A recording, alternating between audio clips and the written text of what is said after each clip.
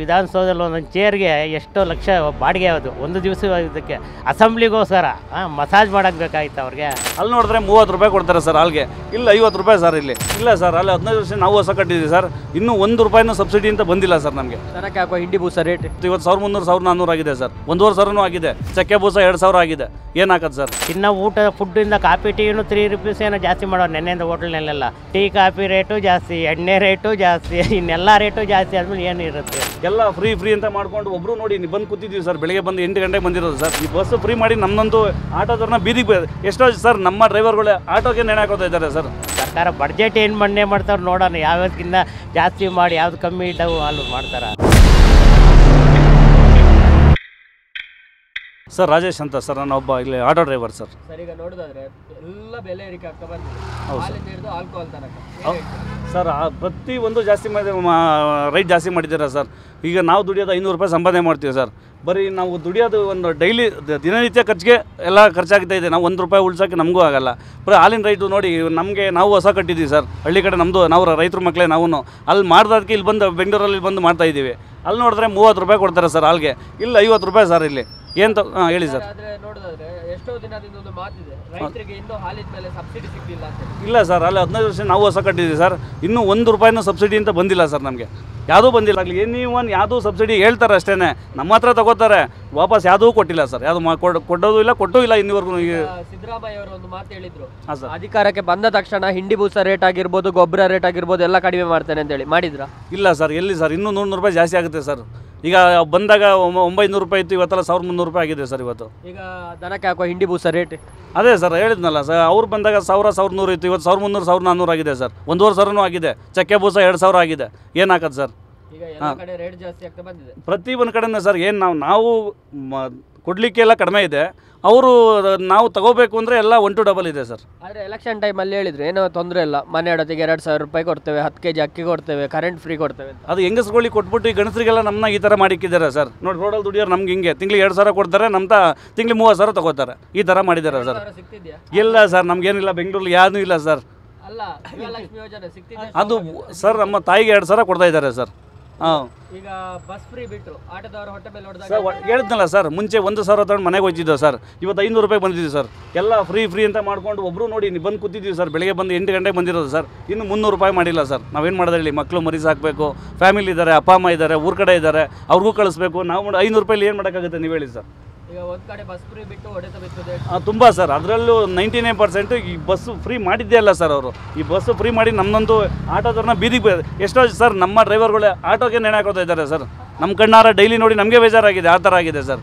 Sir ಈಗ ಒಂದು ಕಡೆ ನೋಡೋದಂದ್ರೆ ಬೆಂಗಳೂರಲ್ಲಿ ದಿನಕ್ಕೆ 1,000 ದುಡ್ಡು, ದಿನನಿತ್ಯದ ಖರ್ಚೆ 600 ರೂಪಾಯಿ ಆಗಿದೆ ಅಂತ ಹೇಳ್ತೀರಾ? ಹೌದು ಸರ್, 600 ರೂಪಾಯಿ ಮೇಲೆ ಆಗುತ್ತೆ ಸರ್. ನೀವೇ ಲೆಕ್ಕ ಕೊಡಿ ಸರ್. ಡೈಲಿ 1 ಲೀಟ್ರ್ ಹಾಲು ತೊಗೊಳಕ್ಕೂ ಇವತ್ತು 100 ರೂಪಾಯಿ ಬೇಕು ಸರ್. ಆ ಥರ ಮಾಡಿ ಹಾಕಿದ್ದಾರೆ.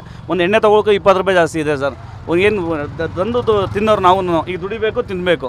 ಈಗ ಎಲ್ಲ ದುಬಾರಿ ಆಗಿದೆ. ಇದು ಕೆಲವೇ ದಿನಗಳಲ್ಲಿ ಬಜೆಟ್ ಇದೆ, ಹಾಗೆ ಇದು ಜಾಸ್ತಿ ಆಗ್ತದೆ. ಇನ್ನೂ ಮಾಡ್ತಾರೆ ಸರ್, ಹಿಂಗೆ ಮಾಡ್ಕೊಂಬಂದ್ರೆ ಇನ್ನೂ ಜಾಸ್ತಿನೇ ಮಾಡ್ತಾರೆ. ಇವರು ಕಡಿಮೆ ಅಂತೂ ಯಾವುದು ಮಾಡಲ್ಲ ಸರ್. ಯಾವುದು ಅದರಲ್ಲೂ ಡೈಲಿ ದುಡ್ಕೊಂಡು ತಿನ್ನೋರಿಗೆ ಭಾರಿ ಕಷ್ಟ, ಇದು ತುಂಬ ಕಷ್ಟ ಇದೆ ಸರ್. ಸರ್ ನಿಮ್ಮ ಹತ್ರ ಕೊನೆಯದಾಗಿ ಒಂದು ಕೇಳಿದ್ರೆ, ಹೇಳಿ ಸರ್. ಬೆಂಗಳೂರಲ್ಲಿ ಎಲ್ಲ ಕಡೆ ಓಡಾಡ್ತೀರಿ, ಹೌದು ಸರ್. ಹೇಗಿದೆ ಸರ್? ಸರ್ ರಸ್ತೆ ಸರ್ ಇಲ್ಲೇ ಜಸ್ಟ್ ಮುಂದೆ ನೋಡಿ ಸರ್, ಮುಂದೆ BL ಸರ್ಕಲ್ ಅಲ್ಲೇ ನೋಡಿ ಸರ್.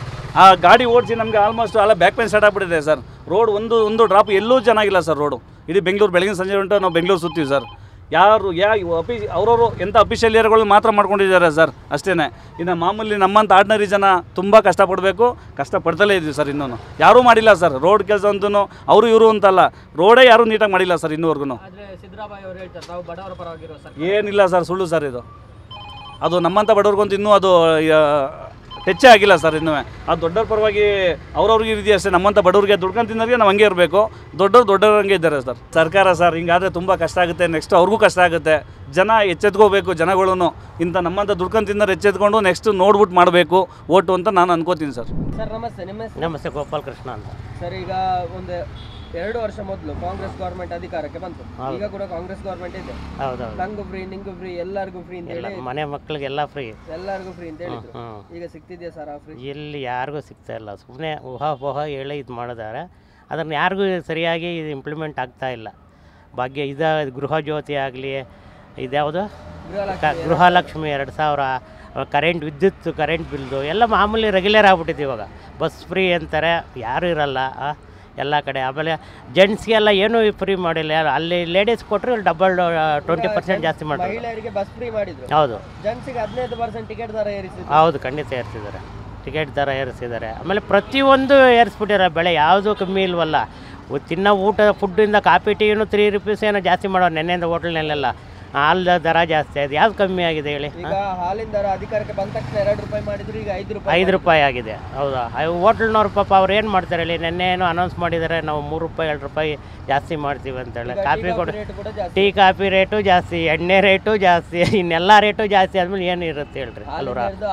ಆಲ್ಕೋಹಾಲ್ವರೆಗೂ ಜಾಸ್ತಿ ಮಾಡಿದ್ದಾರೆ ಕಾಂಗ್ರೆಸ್ ಸರ್ಕಾರ. ಅಲ್ಲ, ಮೊದಲು ಕಾಂಗ್ರೆಸ್ ಸರ್ಕಾರ ಇತ್ತು, ಆವಾಗ ಜಮಾನದಲ್ಲಿ ಇದ್ದಿಲ್ಲ ಬಿಡ್ರಿ. ಇವಾಗ ಎಲ್ಲ ಮನೆಗೂ ರಾಜಕೀಯ ಅವರೇ ಮಾಡ್ಕೊಬಿಟ್ಟಿರಲ್ವರ?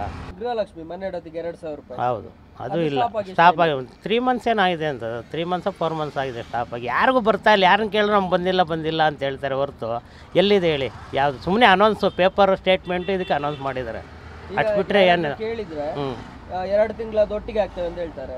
ಹೌದು, ಎಲ್ಲ ಆಗ್ತಾರೆ ಸರ್, ಇವಾಗೆ ಕೊಡೋಕ್ಕೆ ಇದಿಲ್ಲ, ದುಡ್ಡಿಲ್ಲ. ನೋಡಿದ ಸರ್ಕಾರ ಬಡ್ಜೆಟ್ ಏನು ಮಣ್ಣೆ ಮಾಡ್ತಾರೆ ನೋಡೋಣ, ಯಾವ್ದಕ್ಕಿಂತ ಜಾಸ್ತಿ ಮಾಡಿ ಯಾವ್ದು ಕಮ್ಮಿ ಇದ್ದವು ಅಲ್ಲಿ ಮಾಡ್ತಾರೆ. ಈಗ ಈಗಲೇ ಬೆಲೆ ಏರಿಕೆ ಆಗಿದೆ, ಖಂಡಿತ ಆದ್ಮೇಲೆ ಇನ್ನೂ ಬೆಲೆ ಏರಿಕೆ ಮಾಡಿ ಎಲ್ಲ ಇದು ಮಾಡ್ತಾರೆ. ಸರ್, ಈಗ ನೀವು ಬೆಂಗಳೂರಲ್ಲಿ ಇರ್ತೀರಿ, ರಸ್ತೆ ಅಭಿವೃದ್ಧಿ ಎಲ್ಲ ಹೇಗಿದೆ ಸರ್? ರಸ್ತೆ ಅಭಿವೃದ್ಧಿ ಕಿಚ್ಚಿ ಅದಕ್ಕೆ ಎಲ್ಲಿ ಸರ್? ದುಡ್ಡೇ ಇಲ್ವಲ್ಲ, ಎಲ್ಲ ಈ ಫಂಡು ಆ ಫಂಡು, ಆ ಯೋಜನೆ ಈ ಯೋಜನೆ ಅಂದ್ಕೊಂಡು ಇವ್ರಿಗೆ ಆಗುತ್ತಲ್ಲ. ವಿಧಾನಸೌಧದಲ್ಲಿ ಒಂದೊಂದು ಚೇರ್ಗೆ ಎಷ್ಟೋ ಲಕ್ಷ ಬಾಡಿಗೆ, ಯಾವುದು ಒಂದು ದಿವಸ ಇದಕ್ಕೆ ಅಸೆಂಬ್ಲಿಗೋಸ್ಕರ ಮಸಾಜ್ ಮಾಡೋಕ್ಕೆ ಬೇಕಾಗಿತ್ತು ಅವ್ರಿಗೆ. ಪಬ್ಲಿಕ್ ಇದೆ ಹೇಳ್ತೀರಾ? ನಾವು ಕಟ್ಟಿದ ಟ್ಯಾಕ್ಸ್ ಮಸಾಜಿಗೆ ಹೋಗ್ತಾ ಇದೆ, ಮಸಾಜ್ಗೆ, ರೆಸ್ಟ್ ರೂಮ್ಗೆ, ಎಲೆಕ್ಷನ್ಗೆ ಇದು ಮಾಡೋಕ್ಕೆ ಅವ್ರಿಗೂ ಏನೋ ಅಟೆಂಡೆನ್ಸ್ಗೋಸ್ಕರ, MLA ಅಟೆಂಡೆನ್ಸ್ಗೋಸ್ಕರ ಏನೇನೋ ಮಾಡಿ ಇದು ಮಾಡ್ತಾಯಿದ್ರು ಅಲ್ವರ? ಹೇಳಿ, ಈ ರಾಜಕೀಯದವ್ರು ಹೇಳಿ ಏನು ಮಾಡ್ತೀರೋ ಬಿಡಿ ಸರ್. ಸಿದ್ದರಾಮಯ್ಯ ಆಗಲಿ, ಅವ್ರ ಸರ್ಕಾರ, ಎಲ್ಲ ಸರ್ಕಾರದವರು ಅದೇ ಅಲ್ವರ? ಇವ್ರ ಮೇಲೆ ಅವ್ರಿಗೆ ಹಾಕೋದು, ಅವ್ರ ಮೇಲೆ ಇವ್ರು ಹಾಕೋದು, ಅದೇ ಇದಾಯ್ತು ಸರ್. ಲಕ್ಷಾಂತರ ರೂಪಾಯಿ ಬಡ್ಜೆಟ್ಗೋಸ್ಕರ ಈ ನಮ್ಮ ದುಡ್ಡು ಎತ್ಕೊಂಡು ಚೇರ್ ಹಾಕಿ ಮಸಾಜ್ ಮಾಡಿ ಕೂರ್ಸ ಇದಕ್ಕೆ ಮಾಡಬೇಕಾಯ್ತಾ? ಬೆಂಗಳೂರಲ್ಲಿ ಈಗ ಒಂದು ಮಾತು ಸ್ಟಾರ್ಟ್ ಆಗಿದೆ, ನೀರಿನ ಬರ ಅಂತ.